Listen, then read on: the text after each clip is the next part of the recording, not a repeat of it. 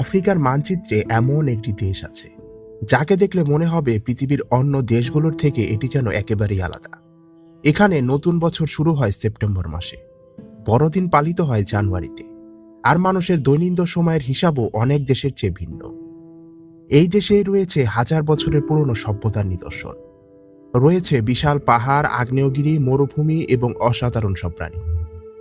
আবার এমন কিছু আদিবাসী জনগোষ্ঠীরাও রয়েছে যাদের জীবনযাপন আজকের আধুনিক পৃথিবী থেকে অনেক অনেক দূরে।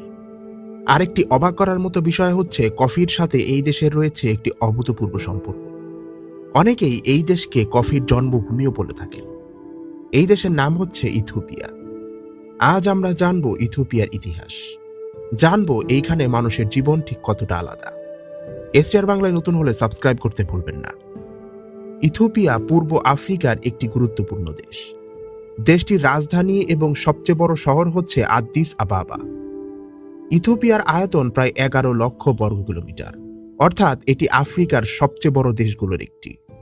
দেশটির জনসংখ্যাও অনেক বেশি, বর্তমানে প্রায় 15 কোটির কাছাকাছি মানুষ এখানে বাস করে। ইথিওপিয়ার চারিদিকে রয়েছে বিভিন্ন দেশ। এই দেশের উত্তর পূর্বে রয়েছে ইরিত্রিয়া ও জিবুতি, পূর্ব ও দক্ষিণ পূর্বে রয়েছে সোমালিয়া, দক্ষিণে রয়েছে কেনিয়া, আর পশ্চিমে রয়েছে দক্ষিণ সুদান এবং সুদান। তবে ইথিওপিয়ার সবচেয়ে বড় বৈশিষ্ট্য হচ্ছে এর বৈচিত্র্য। দেশটির কোথাও উঁচু পাহাড়, কোথাও সবুজ উপত্যকা, কোথাও রয়েছে শুষ্ক মরুভূমি, আবার কোথাও দেখা যায় আগ্নেয়গিরির প্রভাব। এই ভৌগোলিক বৈচিত্র্যের কারণে ইথিওপিয়ার মানুষের জীবন অন্যান্য অঞ্চলভেদে কিছুটা আলাদা। ইথিওপিয়ার ইতিহাসও অত্যন্ত প্রাচীন। আফ্রিকার প্রাচীন সভ্যতাগুলোর ইতিহাসের সঙ্গে এই অঞ্চল গভীরভাবে জড়িত। প্রাচীনকালে এখানে আকসুম নামের একটি শক্তিশালী রাজ্য গড়ে উঠেছিল। আকসুম ছিল আফ্রিকা ও আরব বিশ্বের মধ্যে বাণিজ্যের একটি গুরুত্বপূর্ণ কেন্দ্র। এই সভ্যতার মানুষ লোহা, স্বর্ণ, হাতির দাঁত সহ বিভিন্ন পণ্য বাণিজ্য করত। আকসুম শহরে এখনো প্রাচীন পাথরের বিশাল স্তম্ভ দেখা যায়। এর মধ্যে কিছু স্তম্ভ এত বড় যে সেগুলো দেখেই বোঝা যায় সেই সময়ের মানুষ কি অসাধারণ নির্মাণ দক্ষতা অর্জন করেছিল। ইথিওপিয়ার ইতিহাসের আরেকটি গুরুত্বপূর্ণ বিষয় হচ্ছে ধর্ম। খ্রিস্টীয় 4র্থ শতাব্দীর দিকে আকসুম রাজ্যে খ্রিস্ট ধর্ম রাজধর্মের মর্যাদা পায়। আজও ইথিওপিয়াতে প্রাচীন খ্রিস্টীয় ঐতিহ্যের শক্তিশালী এক প্রভাব রয়েছে। ইথিওপিয়ার ইতিহাসের আরেকটি ঘটনা বিশেষভাবে গুরুত্বপূর্ণ। আফ্রিকার বেশিরভাগ অঞ্চল যখন ইউরোপীয় শক্তিগুলোর নিয়ন্ত্রণে চলে যাচ্ছিল, তখন ইথিওপিয়া নিজের স্বাধীনতা ধরে রাখতে সক্ষম হয়। তাই ইথিওপিয়ার ইতিহাসে স্বাধীনতা ও প্রতিরোধের গল্প খুবই খুবই গুরুত্বপূর্ণ। ইথিওপিয়ার একটি অবাক করা বিষয় হচ্ছে তাদের রয়েছে নিজস্ব ক্যালেন্ডার। এখানে প্রচলিত ক্যালেন্ডারের বদলে ইথিওপিয়ান ক্যালেন্ডার ব্যবহার করা হয়। এই ক্যালেন্ডারে মোট 13টি মাস রয়েছে। প্রথম 12টি মাসে 30 দিন করে থাকে, আর শেষ মাসেতে সাধারণত 5 দিন থাকে। লিপ ইয়ার হলে এই মাস 6 দিন হয়। এই কারণে ইথিওপিয়াকে অনেক সময় বলা হয় 13 মাসের দেশ। ইথিওপিয়ান ক্যালেন্ডার গ্রেগিয়ান ক্যালেন্ডারের চেয়ে প্রায় 7 থেকে 8 বছর পিছিয়ে। তাই পৃথিবীর অন্য দেশে যখন একটি নির্দিষ্ট বছর চলছে, ইথিওপিয়ায় তখন অন্য বছর দেখা যায়। আবার নতুন বছরও তাদের এইখানে জানুয়ারিতে নয়। ইথিওপিয়ার নতুন বছর সাধারণত সেপ্টেম্বরের 11 তারিখ শুরু হয়। এই কারণেই সেপ্টেম্বর মাস ইথিওপিয়ার মানুষের জন্য বিশেষ আনন্দের সময়। শুধু ক্যালেন্ডারই নয়, সময় বলার ক্ষেত্রেও ইথিওপিয়ার একটি ঐতিহ্য রয়েছে। অনেক ইথিওপিয়ান দৈনন্দিন জীবনে সূর্যোদয়কে সময়ের শুরু হিসাবে ধরে গণনা করেন। তাই অন্য দেশের ঘড়ির সময়ের সঙ্গে স্থানীয় সময়ের মিল নাও থাকতে পারে। ইথিওপিয়াকে অনেকেই কফির জন্মভূমি বলে থাকে। কফি আবিষ্কারের সঙ্গে এই ইথিওপিয়ার একজন রাখালের একটি জনপ্রিয় কাহিনী রয়েছে। গল্প অনুযায়ী এক রাখাল লক্ষ্য করেছিলেন যে তার ছাগলগুলো একটি নির্দিষ্ট গাছের লাল ফল খাওয়ার পর বেশ চঞ্চল হয়ে উঠেছে। সেখান থেকেই কফি সম্পর্কে মানুষের আগ্রহ তৈরি হয়েছিল বলে প্রাচীন পুঁথিতে পাওয়া যায়। যদিও এই গল্পের ঐতিহাসিক কোনো সত্যতা মেলে না, তবে কফির উদ্ভিদ কফি অ্যারাবিয়া এর প্রাকৃতিক উৎপত্তির সঙ্গে ইথিওপিয়ার সম্পর্ক অত্যন্ত গুরুত্বপূর্ণ। আজও ইথিওপিয়ার কফি শুধু একটি পানীয় নয়, বরং তাদের সংস্কৃতির অংশ।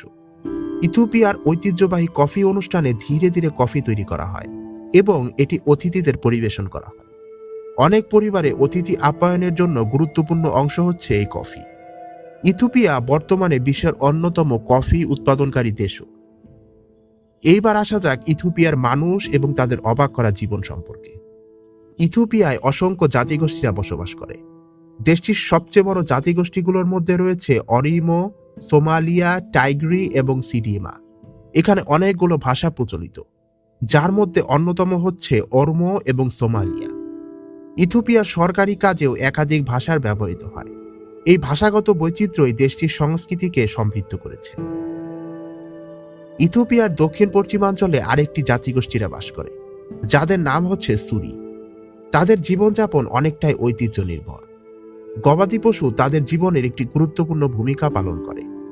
তাদের পোশাক, শরীরের অলংকার, সামাজিক অনুষ্ঠান এবং উৎসব অনেক ইথিওপিয়ান জনগোষ্ঠীদের তুলনায় পুরোপুরি আলাদা।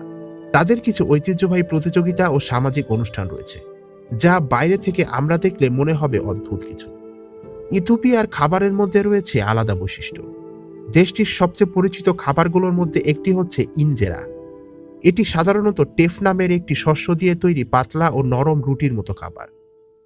অনেক সময় মানুষ হাত দিয়েই এই খাবার খায়। খাবারের পাশাপাশি অতিথিকে সম্মান দেওয়া ইথিওপিয়ার সংস্কৃতির একটি গুরুত্বপূর্ণ অংশ। এইবার আসা যাক ইথিওপিয়ার রাজধানীর দিকে। ইথিওপিয়ার রাজধানী আদ্দিস আবাবা শুধু দেশের অর্থনৈতিক এবং রাজনৈতিক কেন্দ্রই নয়, এটি আফ্রিকার জন্য একটি গুরুত্বপূর্ণ শহর। এখানে রয়েছে আফ্রিকার ইউনিয়নের সদর দপ্তর।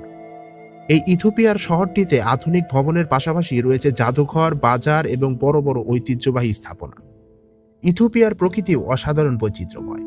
এখানে এমন কিছু প্রাণী রয়েছে যেগুলো পৃথিবীর আর অন্য কোথাও স্বাভাবিকভাবে পাওয়া যায় না। এইখানে বাস করা সবচেয়ে উল্লেখযোগ্য প্রাণীদের মধ্যে অন্যতম হচ্ছে ইথিওপিয়ান উলফ। এটি আফ্রিকার বিরল মাংসাশী প্রাণীদের একটি, এবং প্রধানত ইথিওপিয়ার উঁচু পাহাড়ি অঞ্চলে এরা বাস করে। এছাড়াও গেলাডা নামের এক বিশেষ ধরনের বানরও ইথিওপিয়ার উচ্চভূমিতে দেখা যায়। দেশটির পাহাড়, তৃণভূমি ও জাতীয় উদ্যানগুলোতেও অসংখ্য পাখি এবং বন্যপ্রাণীরা বাস করে। ইথিওপিয়ার উত্তর পূর্বাঞ্চলে রয়েছে ডানাকিল ডিপ্রেশন। এটি পৃথিবীর সবচেয়ে উষ্ণ ও চরম পরিবেশগুলোর একটি হিসেবেও ধরা হয়। এইখানে রয়েছে লবণের সমতল ভূমি, আগ্নেয়গিরি এবং উজ্জ্বল রঙের খনিজ সমৃদ্ধ এলাকা। ইথিওপিয়ায় খ্রিস্টান, মুসলিম এবং বিভিন্ন ঐতিহ্যবাহী বিশ্বাসের মানুষ একসাথে বসবাস করে। দেশটির ধর্মীয় উৎসবগুলো বেশ আলাদা, তবে এইখানে বাস করা প্রত্যেকটি মানুষের উৎসব তারা নিজেরাই পালন করে। ইথিওপিয়ার বড়দিন সাধারণত 7 জানুয়ারি পালিত হয়। এর কারণে তাদের ব্যবহৃত ক্যালেন্ডারের ঐতিহ্য ও ধর্মীয় ক্যালেন্ডারের পার্থক্য রয়েছে। এছাড়াও টিম ক্যাট নামের একটি গুরুত্বপূর্ণ ধর্মীয় উৎসব রয়েছে ইথিওপিয়ায়, যেখানে মানুষ ধর্মীয় আচার, গান ও শোভাযাত্রার মাধ্যমে এই দিনটি পালন করে। এইবার আসা যাক এই ইথিওপিয়া কেন এত গুরুত্বপূর্ণ। ইথিওপিয়াকে শুধু আফ্রিকার একটি দেশ হিসেবে দেখলে এর আসল বৈশিষ্ট্য বোঝা যাবে না। এটি এমন একটি দেশ যেখানে রয়েছে প্রাচীন সভ্যতা, ধর্ম, কফি, আদিম সংস্কৃতি, রয়েছে পাহাড়, মরুভূমি এবং আগ্নেয়গিরি। এইখানে একদিকে রয়েছে বহু বছরের পুরনো গির্জা এবং রাজ্যের ইতিহাস, অন্যদিকে রয়েছে দ্রুত পরিবর্তনশীল আধুনিক শহর।